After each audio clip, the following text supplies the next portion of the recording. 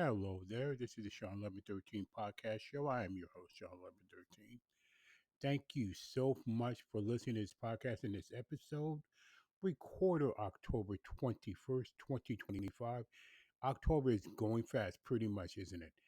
And I'll tell you, a lot of things I want to get off my chest, but also a lot of great sports like the NBA coming. Um, as of the recording, the NBA season already started. NHL season started earlier, 2 weeks. Major League Baseball is ending this season with the World Series. NFL and CFB college football ongoing. English Premier League, pretty much. And the picks for the NFL Week 8 and pick 6 college football Week 9 incoming, and my thoughts about the halftime show. So let's converse, shall we?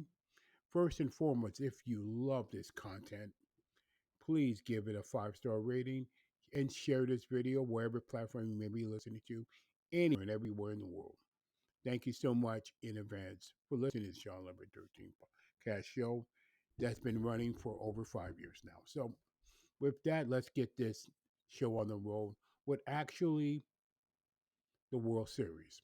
I mean, I'm not mad because Toronto is in the World Series. Congratulations to them.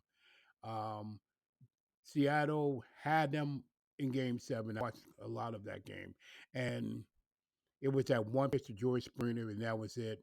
And then the pitching just and then in Toronto just held on to win. Meanwhile, the LA Dodgers, Shohei Ohtani, who is the face of Major League Baseball, whether anybody likes it or not, puts on the performance of a lifetime we may never see again.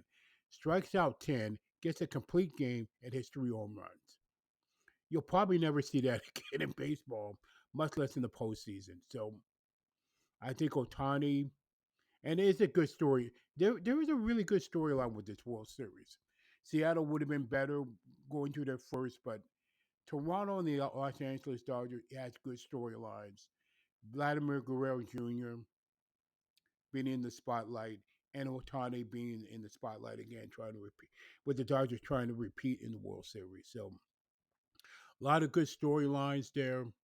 Maybe both Bichette will be there for the might be in the World Series as well. And they got some nice young talent in Toronto, and the establishment veteran roster of the LA Dodgers, youth pursuit experience.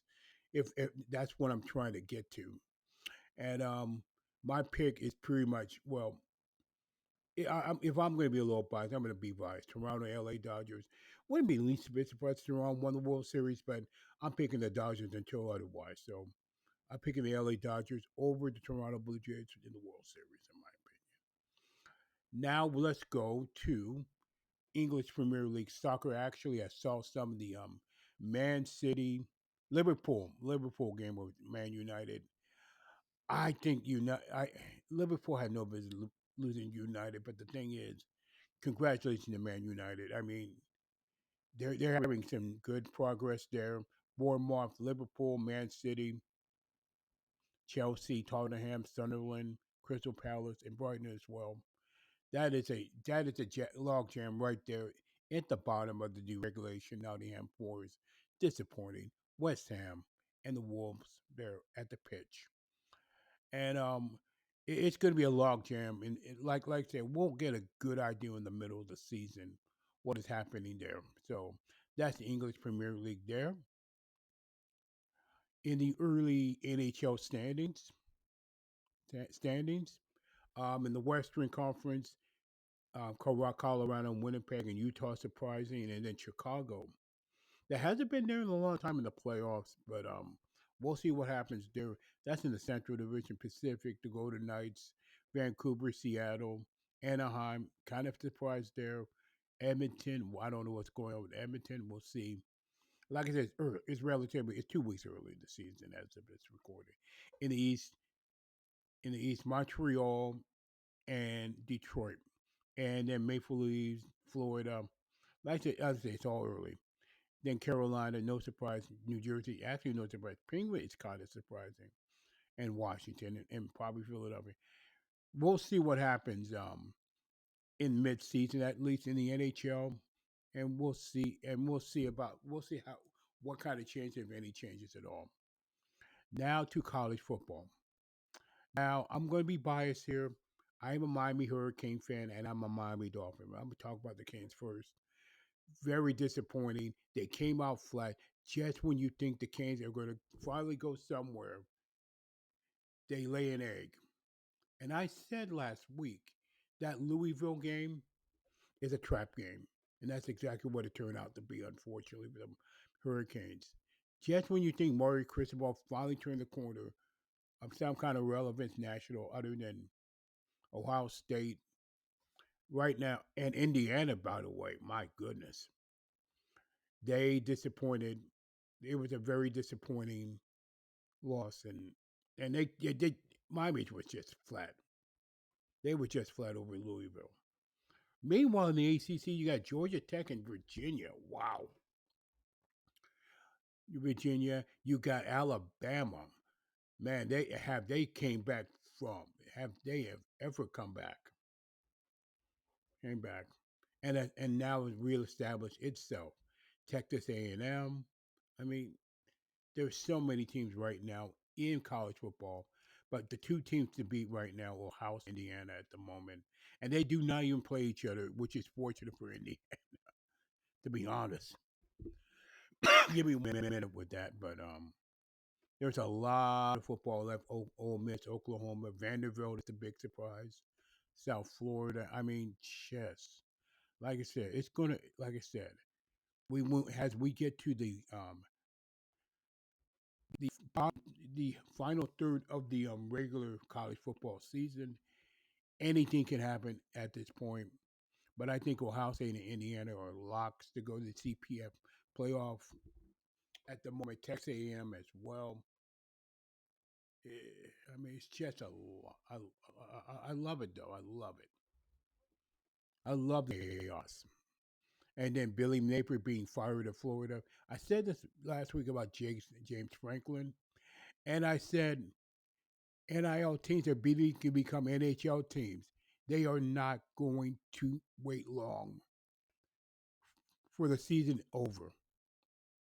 They're not going to wait long for the season to be over because now college football teams in the NIL era actually have general managers, and so they're not going to wait long for you to get the job done, or you're going to get fired. Period. And I'm looking at the rankings, and I agree with most of those rankings, except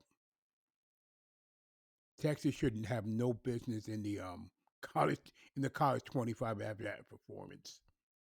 That was bad. Barely beating Kentucky. By the way, Arch Manning. By the way, 2 more years, you might be okay. If he came out right now, he would be at best, in my opinion, a fifth round draft point, maybe fourth, but I think fifth for sure because he's not clearly ready for the NFL, which is much faster. He's not ready for the NFL. His uncle Peyton was ready. Eli was ready. Arch, no. Oh no. Oh no. And like I said, fifth round at best. That's all I gotta say about college football as well. NFL, Miami Dolphins. I got it. I gotta tell you the truth, folks. The Dolphins have zero direction, zero culture. As Colin Cowherd would have said, they have zero culture. Zero. You have a $53.1 million quarterback, overpaid quarterback, that is one concussion away from his career being ended at any given time. That's the Deshaun Watson effect, isn't it? Overpaid quarterbacks that are overpaid. Trevor Lawrence is one. Should I say more? I mean, The defense is trying to get their hearts out. If you if you are the only team that can beat the New York, if your only resume is the New York Jets, and the Jets are as bad as any team in football, that tells you something right there. Now the rest of the NFL, as far as that goes, I mean,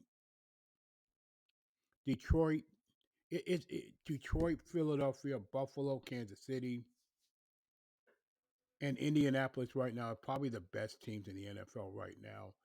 And then not that far, Green Bay, San Francisco, Pittsburgh, and maybe even Dallas. I don't know. I don't know, but and Denver, man, they're they they are the definition of you better be lucky than good with that comeback against the New York Giants. That's my opinion about that. Excuse me, of the NFL. Now let's make these NFL and college football picks, starting with college football pick six. Sean Steele's UCLA and Indiana. Maybe this might be the trap game of the week, but I'm gonna pick Indiana here over UCLA. Northwestern, Nebraska. Um, I'm gonna pick Northwestern. Texas A&M and LSU, picking Texas A&M. Ole Miss and Oklahoma, picking Oklahoma. Missouri and Vanderbilt, picking Vanderbilt. And South Florida and Memphis. With the upset Memphis have against UAB, it diminishes it a bit. But I'm gonna pick South Florida to win that game.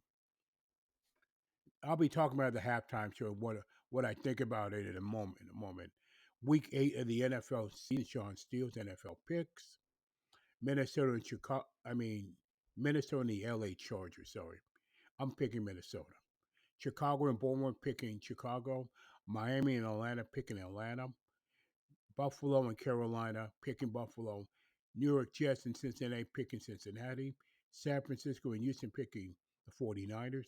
Cleveland and New England picking New England. New York Giants and Philadelphia picking Philadelphia. Tampa Bay and New Orleans picking Tampa Bay. Although the injuries are it's basically piling up.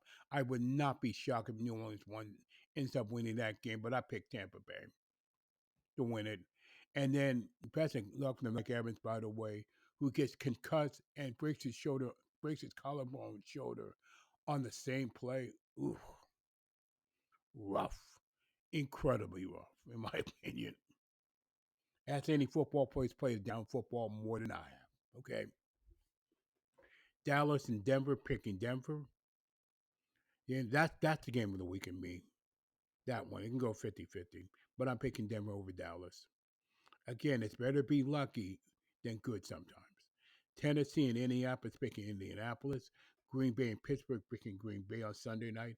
And Washington and Kansas City. I'm picking Kansas City in that one. And everything's going to be listed on this episode. So when you get a chance, take a look at it.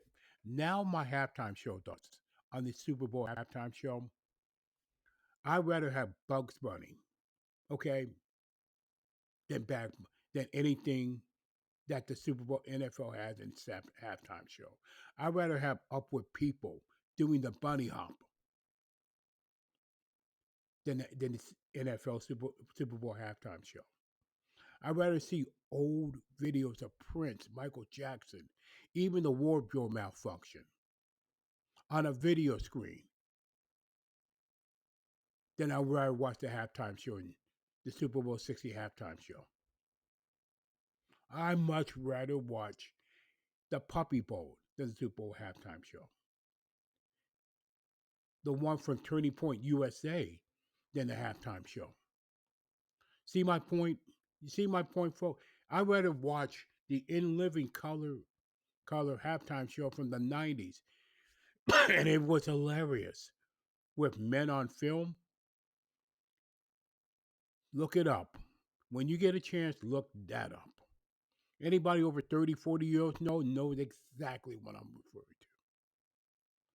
But anything better than that is NFL Super Bowl halftime show. I'm sorry. It used to be good. Now it's bland.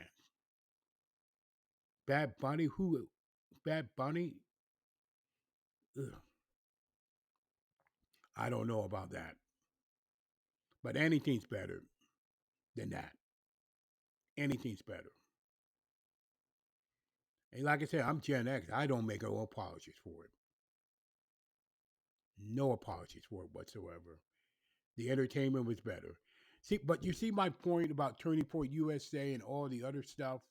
They're turning every halftime shows. It's just different. It's just different from the standard, from the status quo. I don't know about the rest of you. If you like something that Tiddlywinks is better. Go on your PS5, your Xbox X1, maybe playing Madden, probably 2 minute quarters. It's probably more entertaining than the halftime show. Maybe somewhere in your house and apartment, do something more entertaining during those Super Bowl parties, be more entertaining than the halftime show. True or false? I mean, come on. But that's my opinion about the halftime show. I'm just saying, my point is, it's just different.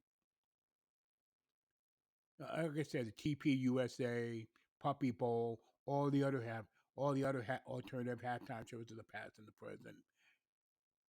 It's just different. That's all I'm going to say about that. So, with that, I've said already more than enough. This is the Shawn 1113 podcast show for October 21st, 2025. If you love this content, give it a 5-star rating. Basic inquiries are Shawn47k at gmail.com. Everything will be listed, by the way. Everything. And with that, thank you so much for listening.